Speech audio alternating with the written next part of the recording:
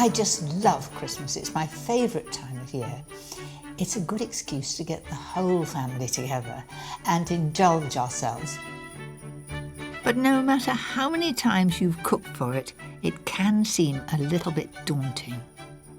At the end of the day, it's all about wonderful Christmas food, and I'm going to make it as easy as I can for you.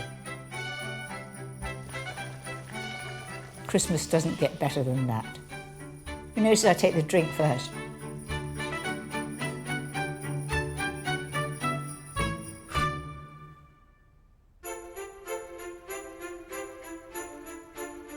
With Christmas almost here, it's time to start planning for the big day itself.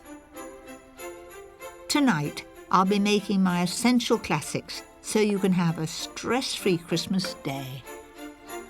An easy roast turkey crown with fail-safe trimmings.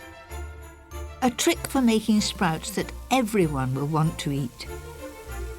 And my special version of a traditional mince pie. But to start with, here's the perfect way to begin your Christmas Day festivities. There's nothing more Christmassy than the smell of mulled wine. It really does warm you up and give you cheer.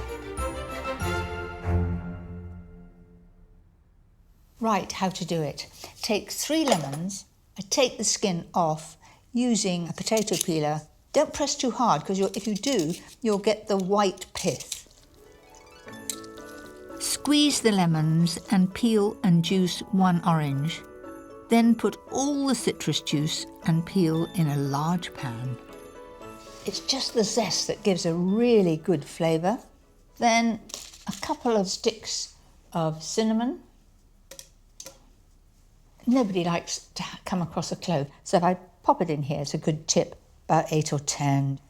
In this way, you get the flavour of the cloves and they're not floating about everywhere.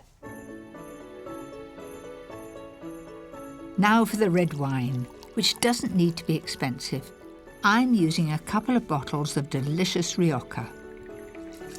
The whole look of the pan is Christmassy, the red and this lovely spicy smell coming up. And as soon as I warm it, it'll be even better. Pour in 2 pints of water and simmer for 1 to 2 hours. And that's it. Mind you, I shall put a little bit of brandy. It gives it a bit of a perk.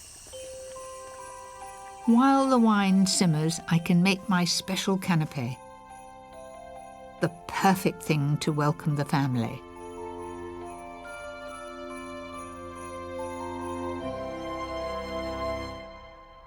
Don't even think about making Filo at Christmas. I don't think about making Filo at any time. It comes very nicely in packets. Lay out 2 sheets side by side and brush them with melted butter. You've got to be quite quick because it dries out quite quickly. Cut the Filo into 3-inch squares. Take each square and put the buttery side down and then the buttery side down again so it sticks at a slight angle like that, and then push them in. So the actual part you're filling isn't buttered.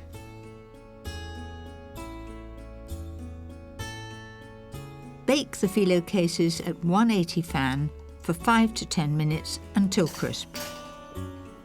Just keep an eye on them. Want to be a beautiful straw colour. Now, on with the beef. I like to use beef tail fillet, which is delicious but not too pricey. Mix the beef with half a tablespoon of honey. It's a great way to make it caramelise more quickly in the hot pan.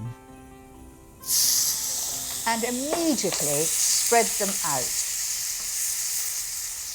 And I'm going to turn those over. As soon as one side is brown, let me have a peek. That's it, it is already.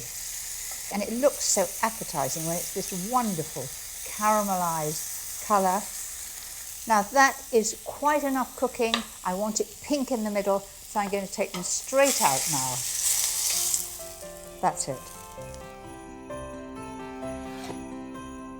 While the Filo cases cool, finished the mulled wine by adding 150 grams of caster sugar. The smell is absolutely wonderful. Oh, wait a minute. I was going to add a little bit of brandy. Just makes all the difference.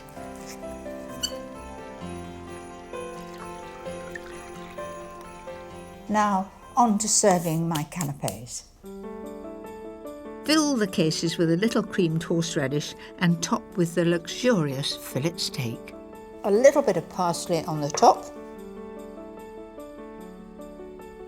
I think that looks really tempting, and I very much doubt if anybody would say no.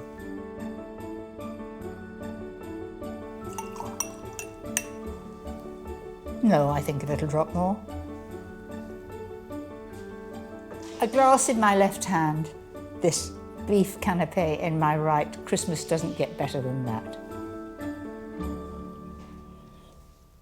It's a lovely, warm feeling.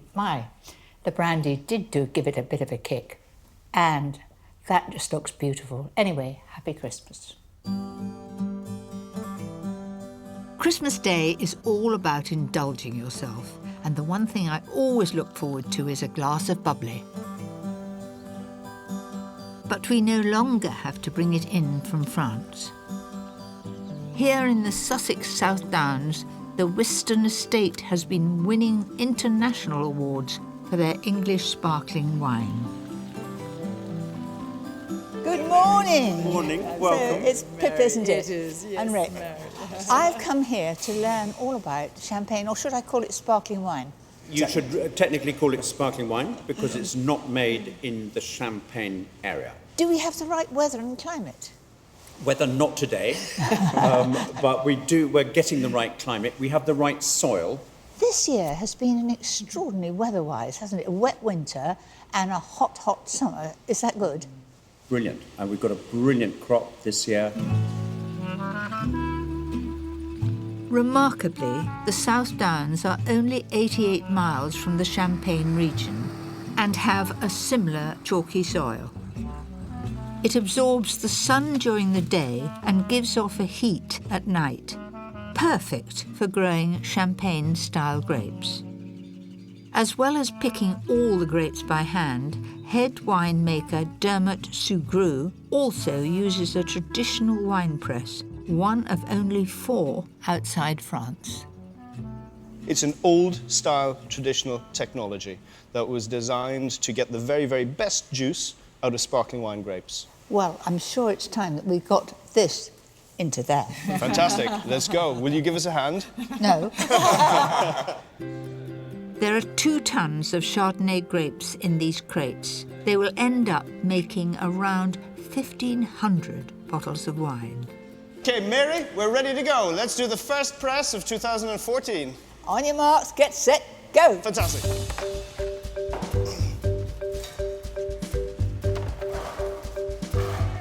We've raced into a good lead already.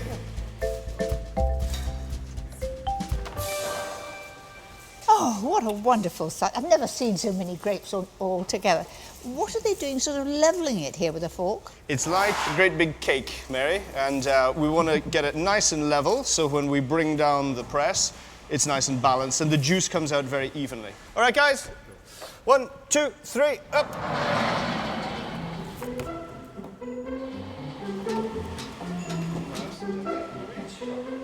Look, it's coming. Do you know, it's clear like a mountain stream.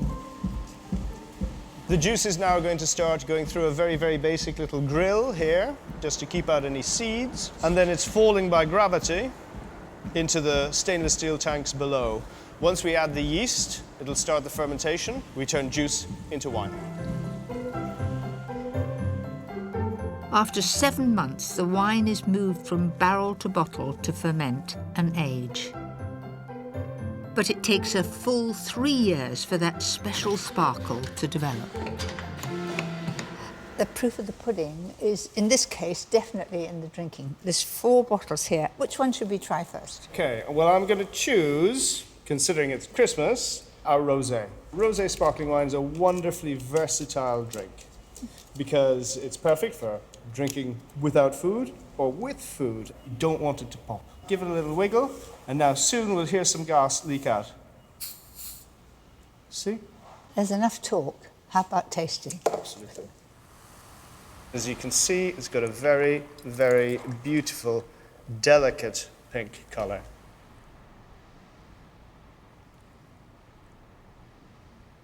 It is so fresh. It's very light. You know, it looks special. When all the family are there, when everyone's glowing, perfect for Christmas. Happy Christmas. Happy Christmas, everyone. For me, the secret to a stress-free Christmas day is to prepare what you can in advance and give yourself an early start on the main event. If you do, I promise you the results will be spectacular. For many, the pressure is on when it comes to Christmas dinner, but I always think of it as a special Sunday lunch. Dead easy.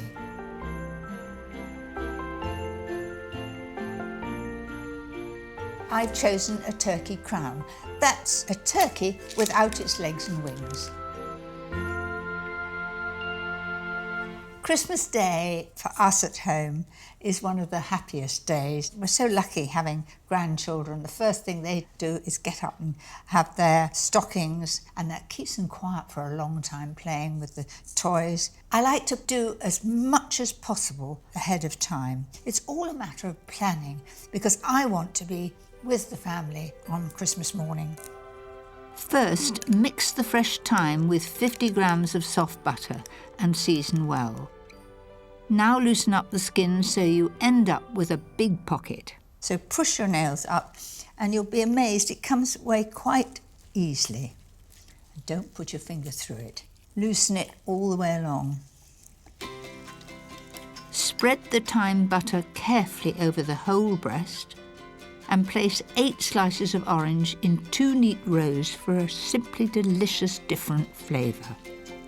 This will baste itself, but any butter that comes out and any juice that comes out, I will baste it during cooking, just to make it extra moist. Now you can do this the night before, put it into the fridge, and then the next day take it out to room temperature before cooking it. Don't forget to brush the turkey with oil, then roast at 180 fan for about 1.5 to 2 hours. Just keep an eye on it and baste from time to time. Whilst the bird roasts, it's time to make those very important trimmings. In our house, Christmas dinner isn't complete without a good stuffing. I use my mother's recipe. It is a well-seasoned sausage meat, essential to use fresh herbs. Fry an onion till soft and mix with 700 grams of pork sausage meat, 150 grams of fresh white breadcrumbs, the rind and juice of a lemon, and chopped sage and parsley. Christmas dinner is the favourite meal of the year, and we have all sorts of games. Old-fashioned, but yes, great fun. I'm always in the winning team, of course. Nothing like your hands to get in there, so work that together. No, I haven't forgotten to put the egg in. It doesn't have any egg. Because it's got sausage meat, the sausage meat helps it to cling together. So that looks pretty well mixed to me. This is the best way to divide it into 16 portions.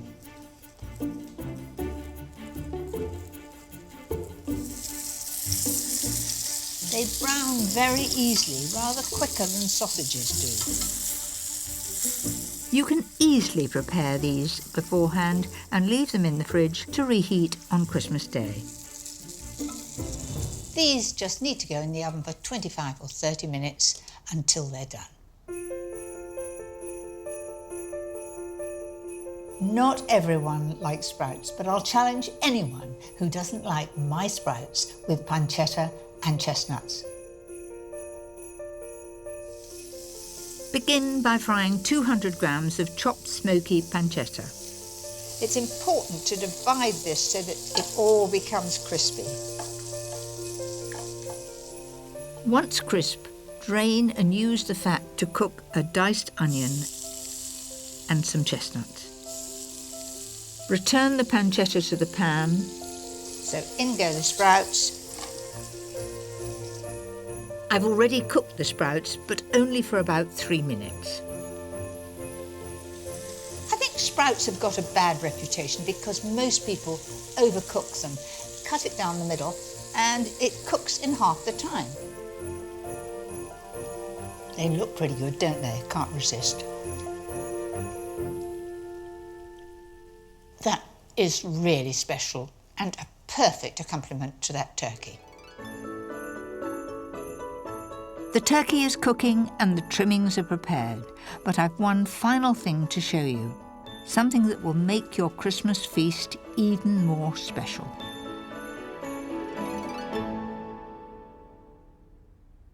I don't think that the Christmas dinner is complete without cranberry sauce, and mine is fresh cranberry sauce, no cooking. Roughly chop an orange and put in a blender with 225 grams of raw cranberries. They're not about all year round, but they're very plentiful in December. To sweeten, add 150 grams of sugar and a teaspoonful of mixed spice. In that goes. Next, fresh nutmeg. A nutmeg like that will keep for 5 years. If it's ground, it will only keep for a year. So a good grating of that going in. I can remember coming back from Malaysia, having picked these, bringing it back and thinking the children would be interested. They weren't in the slightest bit interested. And they said, "What else have you brought, Mum?"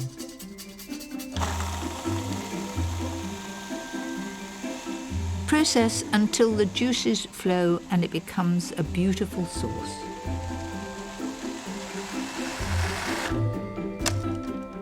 That looks perfect.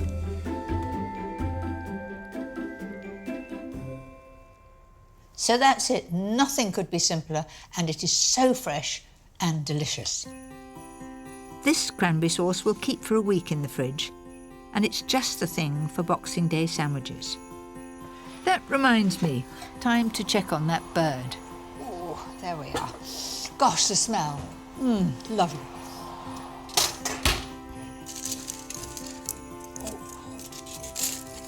Oh, that went in like butter. And the juices that flow should be clear. Oh, yes, they are. Absolutely. So let's lift that onto the plate. That's it.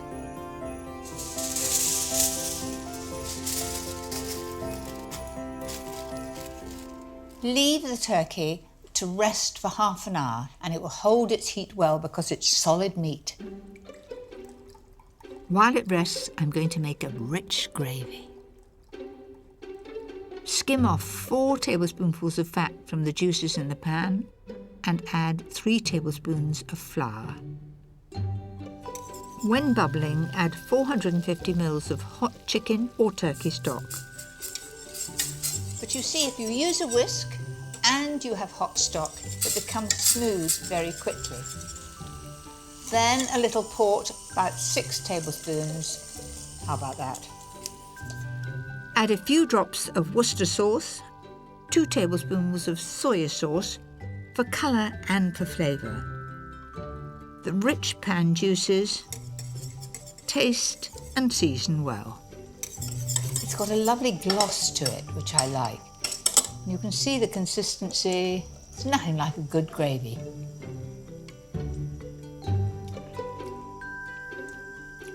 I like the bit of port in that. I'm going to add nothing else. It's just right.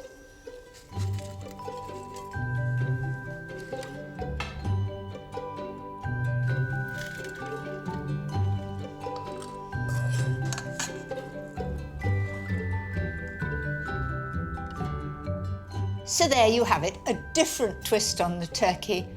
Everything easy to make and not too much stress.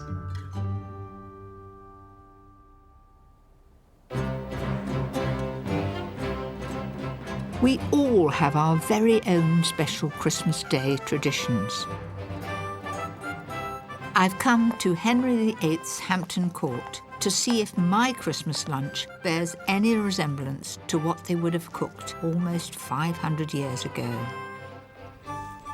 Food historian Mark Meltonville is already busy in King Henry VIII's great kitchen. Now, how would Christmas have differed to ours? They go to church on Christmas Day, and that's sort of Christmas over, but they have 12 days of feasting. So what sort of dishes would they have? So the whole point of coming here at Christmas is to have fresh meat when everybody else doesn't get any. And so every day of that 12 days, there's roast beef on the table, roast mutton. So what about our favourite, turkey? Well, oddly enough, the turkey has just come over to Britain in Tudor times. They come over from America. It's the only thing they bring over quickly. But it's not associated with Christmas for a long, long time. In fact, our Christmas turkey has only been popular since the 1950s. In Tudor times, it would have been more common for the court to be served spit roast goose with an exotic spice sauce. By putting these 3 peppers in a sauce in a palace in England, you're saying, my people travel the world. The sauce is made from a rich stock and thickened with croutons cooked in bacon fat. The blend of 3 peppers from as far away as India and Java and a drop of vinegar provide the flavour.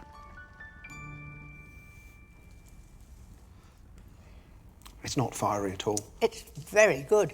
And it's not as simple. Do you know, that would go with our turkey, let alone the goose. It's not too vinegary. You've obviously had very good concentrated stock. It is delicious.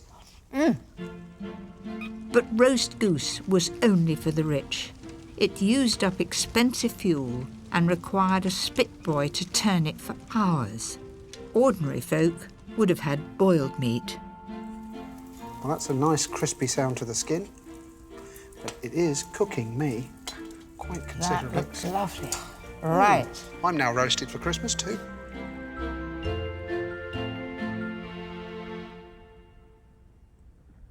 Doesn't that look a mouthful? And then you would wash your hands on your napkin. That is memorable. The skin is so crisp, and yet the breast is so moist. It is quite amazing. And the sharpness of that sauce, the little bit of vinegar you added to Just it, cuts through the fat. it's delicious. The closest thing the Tudor court had to pudding was frumenty, a grain-based porridge softened in beef stock and sweetened with fruits. The little twist that makes it a bit like a Christmas pudding is you're instructed to put your dried fruits in there. So you end up with a sort of sweet, savoury, puddingy thing long before they've invented pudding. You'd have it in the palace, but would other people at home have this? This is the one that seems to cross all boundaries. Amongst ordinary people, you take a bowl of this to your friends at Christmas time. Are you going to be the cook and taste it from the pan? I am indeed. So this is a pure taste of ancient Christmas. I love the grain. I would think it was very much a barley risotto with fruit. And I like it. It's different. Good. And I think it would go very well with turkey, with goose, but I wouldn't be having it as pud. No, I'd treat it as a sauce.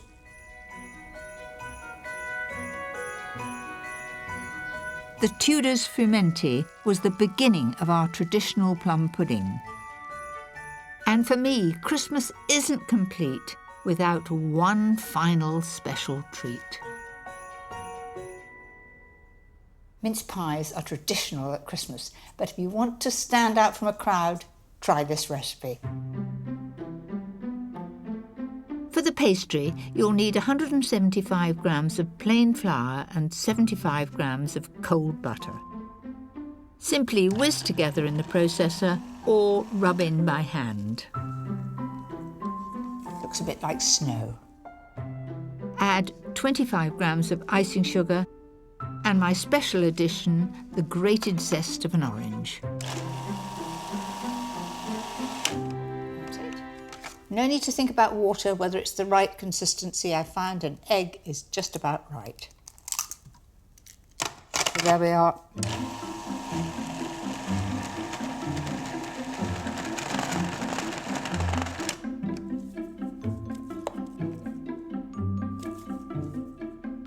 There really is no need to be scared of making pastry. This sweet pastry is foolproof. It works every time as long as you've measured carefully. Into the fridge until it's firmed up a bit.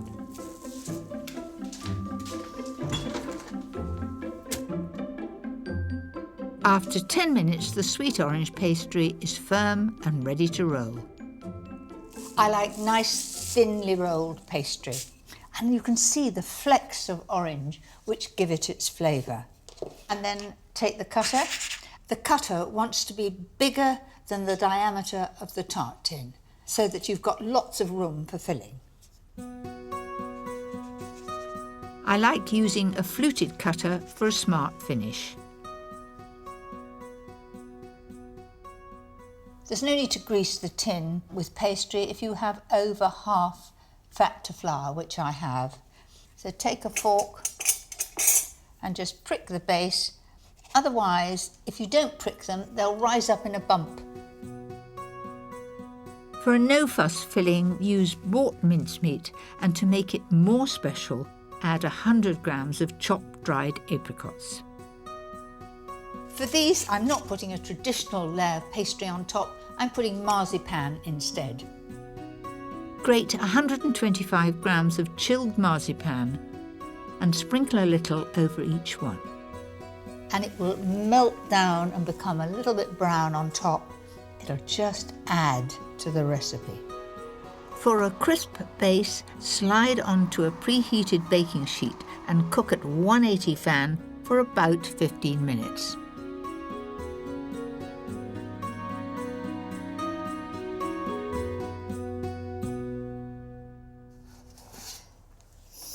Oh, that's a bit of all right. They just look different and most tempting.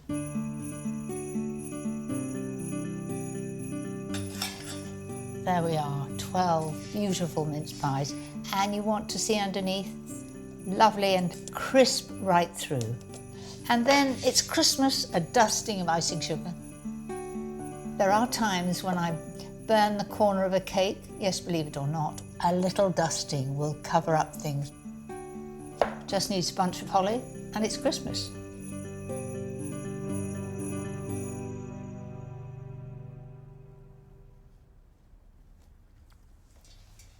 That is oh so good. A thin layer of pastry underneath, masses of mincemeat, sprinkling of grated marzipan, and a dusting of icing sugar. Sheer perfection. And there you have it. There we are. You got the carving knife? A wonderful Christmas feast without the stress. You're going to have that. Where do Santa's little helpers go to relax? Napland. No. To a stable. No. Where do they go? The elf spa. Oh, I like it. Elf spa. What do you like best? The turkey. The turkey. All that remains for me to say is, Have a very happy Christmas.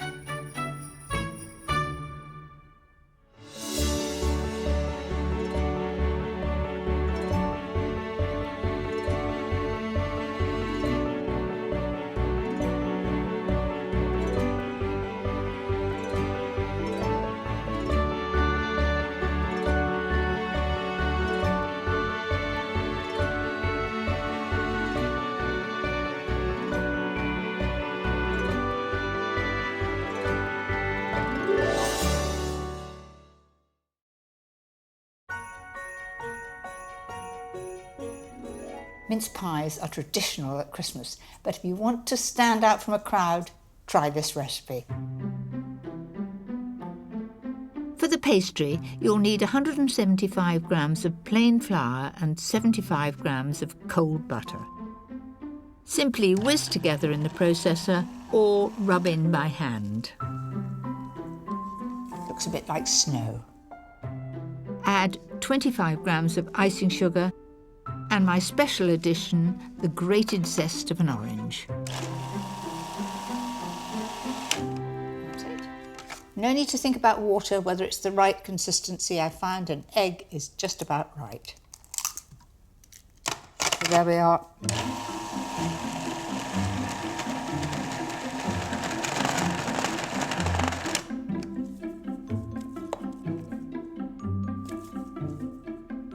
There really is no need to be scared of making pastry. This sweet pastry is foolproof. It works every time as long as you've measured carefully.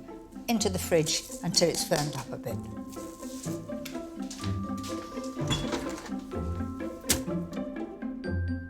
After 10 minutes, the sweet orange pastry is firm and ready to roll. I like nice, thinly rolled pastry. And you can see the flecks of orange which give it its flavour. And then take the cutter. The cutter wants to be bigger than the diameter of the tart tin, so that you've got lots of room for filling. I like using a fluted cutter for a smart finish. There's no need to grease the tin with pastry if you have over half fat to flour, which I have. So take a fork and just prick the base. Otherwise, if you don't prick them, they'll rise up in a bump. For a no-fuss filling, use bought mincemeat, and to make it more special, add 100 grams of chopped dried apricots. For these, I'm not putting a traditional layer of pastry on top, I'm putting marzipan instead. Grate 125 grams of chilled marzipan and sprinkle a little over each one. And it will melt down and become a little bit brown on top. It'll just add to the recipe. For a crisp base, slide onto a preheated baking sheet and cook at 180 fan for about 15 minutes.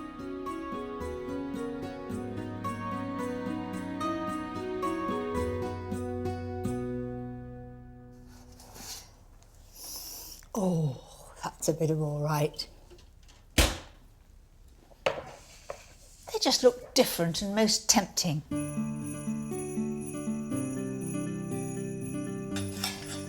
There we are, 12 beautiful mince pies. And you want to see underneath, lovely and crisp right through. And then it's Christmas, a dusting of icing sugar. There are times when I burn the corner of a cake. Yes, believe it or not, a little dusting will cover up things. Just needs a bunch of holly and it's Christmas.